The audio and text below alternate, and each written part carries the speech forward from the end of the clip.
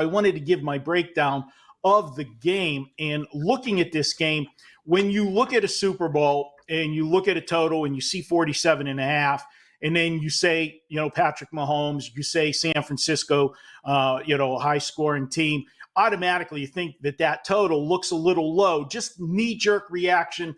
I'm talking from the average bettor. And when you get to the Super Bowl, just like I say every year when we break down the Kentucky Derby, it's going to be a lot of dead money, in the Super Bowl pool. There's going to be novice players that don't bet football all year, but they want to be a part of the big game. It's an event. And most people don't like betting unders. They like betting overs. And I am going to give you the under here today, but I'm going to put a little asterisk to it. I'm going to tell you, wait. There's no reason to rush to the window to bet this game because you haven't got all the tourists in town yet. They'll be coming in the next 48 hours, and they bet on the weekend closer to game time. And I think you have a better chance of this ticking up a hair than losing any value dropping down. Now, with that said, why am I looking at the under? Well, you've got two of the best defenses in football. Both of these teams are very good points per game allowed, yards per play allowed. You're talking about top 10, defenses in all of the important categories, except one. And this also leads to me to help the under. Kansas City, the one weakness this team has is their rush defense. And for whatever reason in the last game, I don't know, Baltimore, who would have thought it, the team that has the best rushing offense in football this year decided to only run the football 16 times in that game, even though they averaged a little bit over 5 yards per carry on those 16 attempts. They got away from the run, and San Francisco is not going to do that for several reasons. One, they're a very good running football team. Two, they've got one of the best running backs in football in Christian McCaffrey. Three, they've got a young quarterback that they are going to try to protect early on. And this is a team that's, not a big play, go down the field for, a 70-yard pass. They methodically move down the field.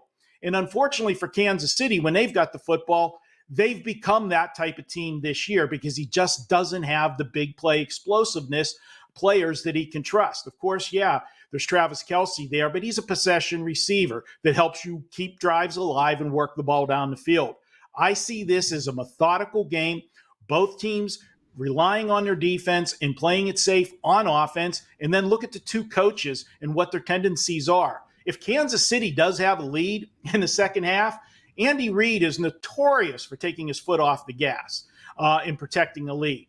And San Francisco, if they've got a lead, well, we know what Kyle Shanahan's done in the past, but he's also got a powerful running game. What's the best way to protect a lead? Do what you do best. Run the football. Eat the clock. I'm going under 47.5, but haven't made my bet yet. I'm going to wait a little bit and see if I can get a 48 or a 48.5 later in the week.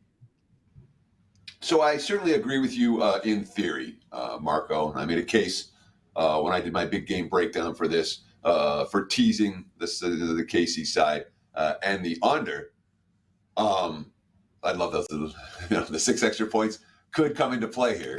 All that being, that being said, when we look at a situation where we're looking for unders, are there props that stand out to you that you want to target when you handicap the game is long, slow, methodical drives? Give me a prop or two that stands out to you that correlates with your theory of how this game's going to play out. Well, obviously, I'm going to look at the prop, and this will be another one, Teddy, that I wait till later in the week because if you're betting nos or unders, you want to bet them late in the week. If you're betting yeses and overs, you want to bet them early in the week because before the public gets in and drives them up. And the one I'll be waiting for, obviously, I'm going to look at Patrick Mahomes passing yards. I am going to look to the under with him, and I'm going to wait to see how high I can get that prop with that because of everything that I said. You're going to, it's going to be methodical drives, which means less possessions. Less possessions means less opportunities to get to the numbers that they need to get to. And we all know that when Vegas makes these prop bets, they know what the public wants to bet. Okay, so there's already a little bit of a built-in edge, I think, in looking at the under with the big name players. And then you wait later in the week, the public helps you out a little bit more and get you a little more value on top of where I already think there is value. So yes, I'm going to have a lot of unders on some key players with player props, and Mahomes being one of them on the passing yards.